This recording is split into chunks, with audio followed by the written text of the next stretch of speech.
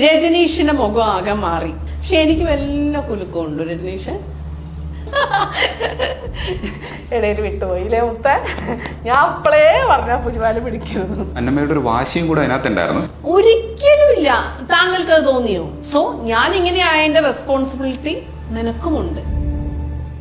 ഞാൻ പ്രണയിക്കപ്പെട്ടിട്ടുണ്ട്, വേദനിക്കപ്പെട്ടിട്ടുണ്ട്, അവഗണിക്കപ്പെട്ടിട്ടുണ്ട്, ഒഴിവാക്കപ്പെട്ടിട്ടുണ്ട്. ആ ഒഴിവാക്കപ്പെട്ടതിന്റെ വേദനയിൽ എരിഞ്ഞ് എരിഞ്ഞ് എരിഞ്ഞ് തീർന്നിട്ടുമുണ്ട്. തിരിച്ചും ചെയ്തിട്ടില്ലേ? ഇല്ല. ഒരു കൂട്ടം ചെന്നായ്ക്കൾ 5 വയസ്സുകാരിയെ കടിച്ചു കീറുന്ന സ്വപ്നം കണ്ട് നിത്യവും ഉണരുന്നവളെ എന്ന് തുടങ്ങുന്ന സമയത്ത് തന്നെ എനിക്കൊരു ചൈൽഡ് അബ്യൂസാണ് അതിനകത്ത് വായിക്കാൻ പറ്റിയിട്ടുള്ളത്. അന്നമ്മ തന്നെ ഇടയ്ക്ക് എന്നോട് സംസാരിക്കുമ്പോൾ പറഞ്ഞത് ഇത് ജീവിതമാണെന്നാണ്. രജനീഷിന്റെ ഭാര്യയോട് തോന്നുന്നതിനേക്കാൾ കൂടുതലായിട്ടുള്ള പ്രണയവും ആകർഷണവും ഒരു സ്ത്രീയോട് ഇന്ന് വരെ തോന്നിയിട്ടുണ്ട്. എന്ത് കാര്യവും ആളുകൾക്ക് രഹസ്യമായി ചെയ്യാൻ ഒരു കുഴപ്പമില്ല. എന്നാൽ അത് പരസ്യമായിട്ട് ചെയ്യാനുള്ള ധൈര്യമില്ല. അതിലെന്ത് ന്യായം? പുതിയതായിട്ടൊരു പെൺകുട്ടീനെ നമ്മളിപ്പോ അഡോപ്റ്റ് ചെയ്തിട്ടുണ്ട്.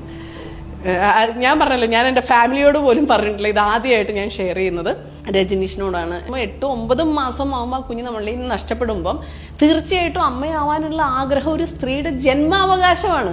അത് പാടില്ല എന്ന് പറയാൻ ആർക്കാണ് റൈറ്റ്? ഞാൻ എൻ്റെ ഒരു കുഞ്ഞിന് വേണ്ടി ഞാൻ സ്ട്രഗിൾ ചെയ്ത കാര്യങ്ങളാണ് ഞാൻ പറഞ്ഞത്. വേറൊരാളത് ചെയ്യണമെന്നോ അനുകരിക്കണമെന്നോ ഞാൻ പറഞ്ഞിട്ടില്ല. ചെയ്യരുത് എന്ന് ഞാൻ പറഞ്ഞിട്ടുണ്ട്. എനിക്ക് ഈ ലോകത്ത് ആരെയും വിശ്വാസമില്ല. ഞാൻ പറഞ്ഞല്ലോ, എൻ്റെ ഭർത്താവിനെ സംബന്ധിച്ച് നല്ല ഭാര്യയാണെങ്കിലും ഞാനൊരു നല്ല ഭാര്യയല്ല. ഇപ്പൊ താങ്കൾ ഈ ചോദിച്ച് തുടങ്ങിയിട്ടേ ഉള്ളൂ. എത്രയും പെട്ടെന്ന് അവസാനിപ്പിച്ചാൽ അത് താങ്കൾക്കും എനിക്കും എൻ്റെ കുടുംബത്തിനും നല്ലത്.